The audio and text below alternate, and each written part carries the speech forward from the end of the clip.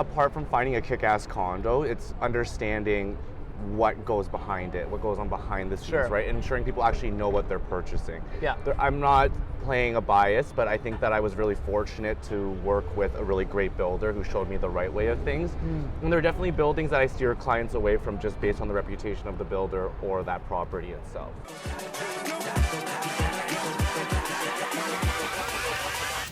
Hold up.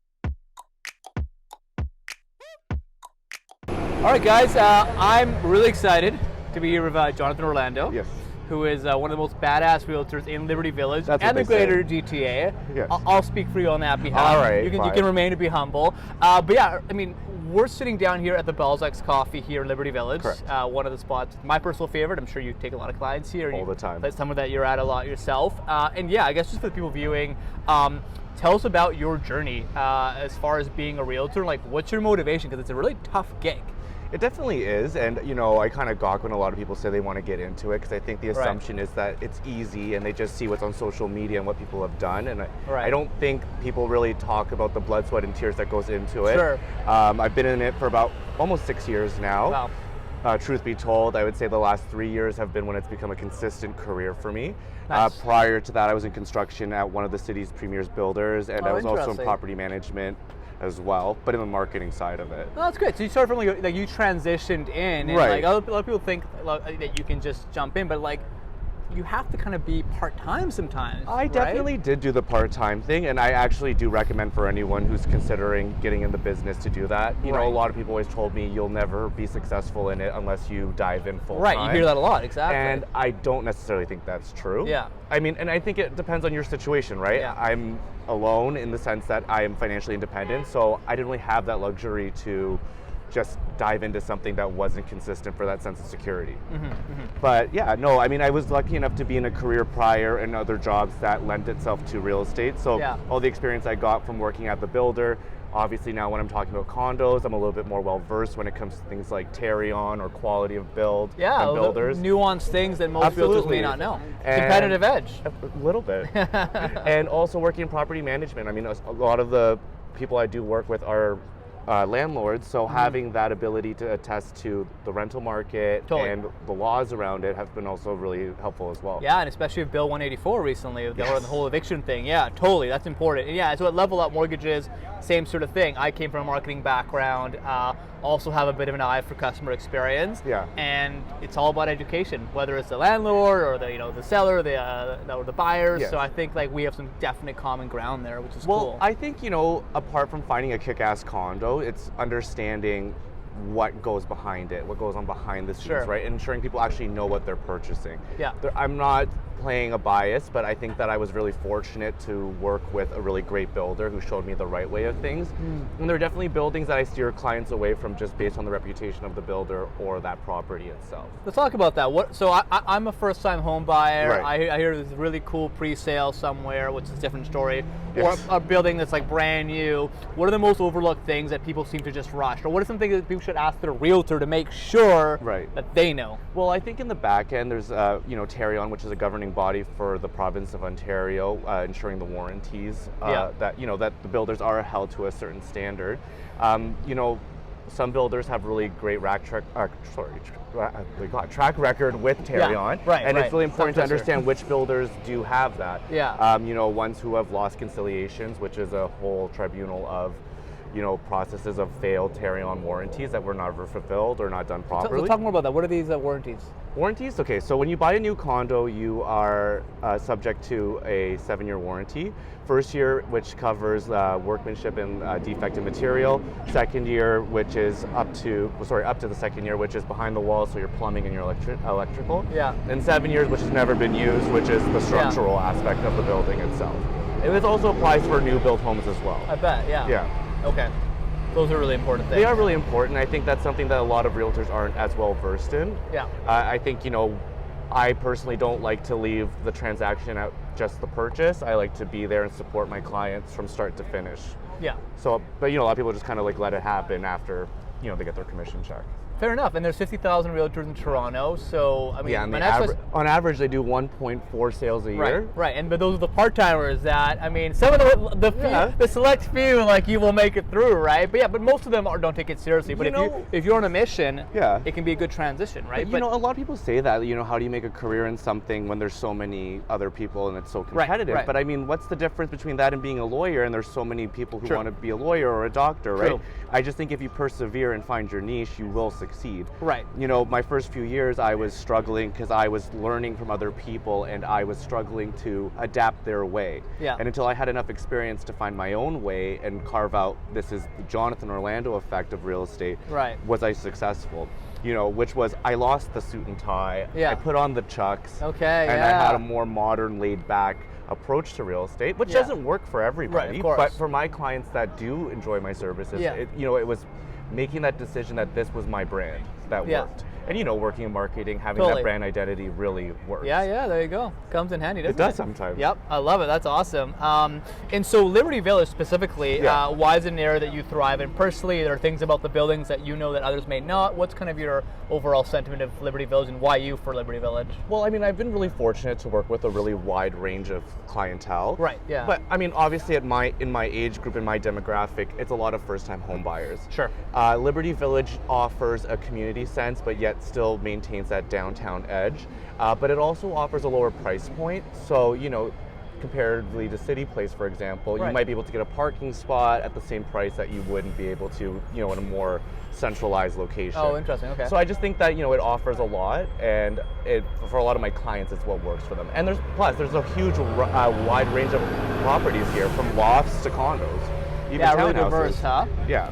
Yeah, I interviewed one of the architects for the IBI group. Nice. And he told me about the whole creation of the community. Yeah. And why they were very purposeful around keeping the heritage and having different multi-uses for it. It was super interesting. Something I had that like a few months ago. You need the aesthetic. I grew up in the East End, and watching Leslieville turn into what it is today. Yeah, that's a cool area. I don't think it would be that if they tore down a lot of those buildings. Yeah.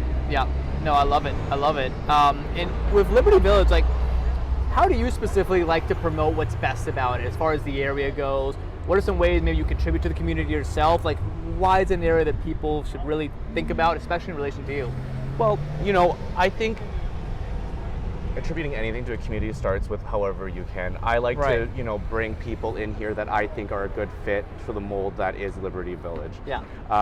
You know, it's not for everyone in the sense that, you know, and as a realtor, offering a tailored experience and understanding your client's needs and wants goes a long way. Yeah. But I mean, like I said, for anyone under 30 or even under 35, this is a great spot to be in. Yeah, 100%. You love how I hired the bee to just piss you off the did entire that. time. I'm starting to think that was on purpose because it's only bothering me, not you. It's just a way to test your willpower, man. You're doing well so far. So as far as the actual community, like, how's it evolved the last few years? Where's it going in the future? Do you recommend someone to either open a business here or move here? I mean, I'm guessing yes, but how is it evolving? Convince someone on that versus all the other areas like Leslieville, like up north. I mean, look, at the end of the day, like I said to you, you know, I really like to tailor my experience to certain clients. And, you know, I have clients who have businesses here that are thriving, and I think their business module fits the neighborhood, and for some who don't. And I think that's a matter of having a conversation with prospects and understanding their needs and wants, right? You want to give any shout outs to your friends at all, or they're still kind of under the wraps? They're a little bit under the wraps. Okay, all right, but we are a block away from them. Okay, ooh, I'll make sure they DM you to find out. There Look you at that. go. That's our nice little lead magnet, as you say in the marketing world. Got it. So so it's a certain clientele, obviously but you're seeing it working really well. Well, I mean, it could work for anybody, right? I mean, it's a great neighborhood in that regard. Yeah. You're still central. We have lofts here that are huge, that could accommodate a family or, you know, someone who wants that larger lifestyle in the home. And there's also great starting homes here for someone who's just looking to get into the market. Talk about starting homes. What do you mean by a starting home? Just like a basic one-bedroom studio under the 500,000 mark. Because as you know, with mortgages, being under 500,000 is a really big deal. Yeah, you can have a small down payment. There you go, that 5% rule. Yeah, and a nice little GST rebate, or sorry, what's if it's a pre-sale. But there's also some good rebates. Well, I don't know if those really exist anymore with pre-sale anymore. What's that? I don't know if they exist anymore under 500K in pre-sale. Yeah, well, that's a whole other story. No, for sure. No, those are great points. And Where is this going in the next 5-10 years? Are there any like interesting city development plans that people might not know about? Is there more transport going to be built here? Some interesting pre-sale? Something really cool about Liberty Village that's up and coming that might be a nice insider? Well, it's funny because actually a lot of the building in Liberty Village going on, a lot of the development, I should say, is more on the east side of it near Strawn. Oh, okay, yeah. So there's the Garrison Point development that's almost completed. There's that really nice building right here, actually, that's on its way to be finished soon. Yeah. Development-wise, they're actually installing the pedestrian bridge right here, so people don't have to walk around Strawn anymore. Oh, yeah. Yeah, so you can just go over the GO train tracks and it'll take you right to Shaw. Oh, perfect, yeah. So yeah, there's a lot of things going on here to make it more accessible, because I know that was one of the complaints of the area. Much like City Place, where they installed that bridge as well. Right. So it's going to mimic that. Oh yeah, and those bridges are huge. I couldn't imagine not having those right? bridges there. But they weren't there for the longest time, and Crazy. people were walking either to Bathurst or Spadina. Oh, no way. Yeah. Look at that. Yeah, that middle one. Yeah, exactly. The one in Portland. I take that you right every to day. Portland. There you go. See? Yeah, Changed your life. Oh man, it's a game saver for sure. Hey, to wrap up, you're an entrepreneur. Yes. How do you level up as an entrepreneur? What are some habits or things that you've had to push yourself just to be the best you, so you can be the best realtor for your clients? I think my motivation is always, I don't do things for the reward financially. Yeah.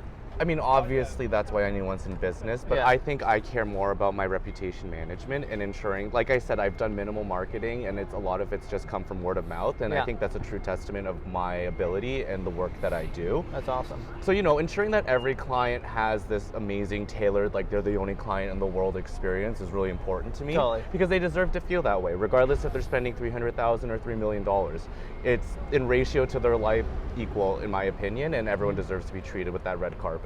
Got it. And obviously some realtors may be too busy to do that or don't quite see the value. Oh, I've definitely gotten, like, even from lawyers and mortgage brokers that have been working with clients in the past saying that it's X amount, it's not worth my time, Yeah. believe it or not. Yeah. Obviously, I never share that with the client. Yeah. But that's just not, and if I was the client and I heard that Yeah, sure. my professional that was working for me in any field felt that way about my file, I would never use them again. Yeah, for sure.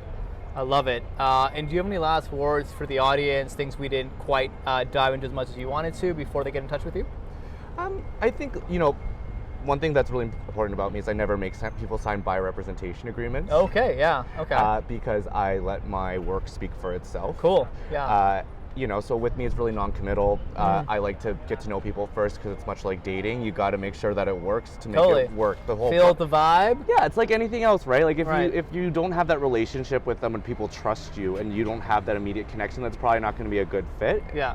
And like I said, I really emphasize that relation, because it's really important to me to have that kind of relationship with my clients. Because I'm not a pushy realtor. Right. I'm not a salesy realtor. Right. Unless there's a great deal, like I need you to know that I will be knocking on your door until you buy it. Yeah. But only if I really do think it's a great deal. Right. Other than that, I don't want people to buy just to buy and I get a commission check and call Sure. it a day. And that's definitely a sentiment amongst many people. Yeah, as for a sure. stereotype. So, Absolutely. So for sure, I think that's really important. So people can get in touch with you, how exactly? You Best ways to can do find me on Instagram, Jonathan Orlando Real Estate. Okay. You can always send me an email, jonathan@roxere.ca. Got it. And you can always just shoot me a text at 416-627-5432. I love it. I'll link that in the show notes. Jonathan, it's been amazing to have you, You too. on our Balzacs Coffee show There you go. here on the Level Up Mortgages podcast. Those who are watching, as always, keep leveling up your living. Have a good one, guys. Boom! Good job, man. Cheers. Cheers.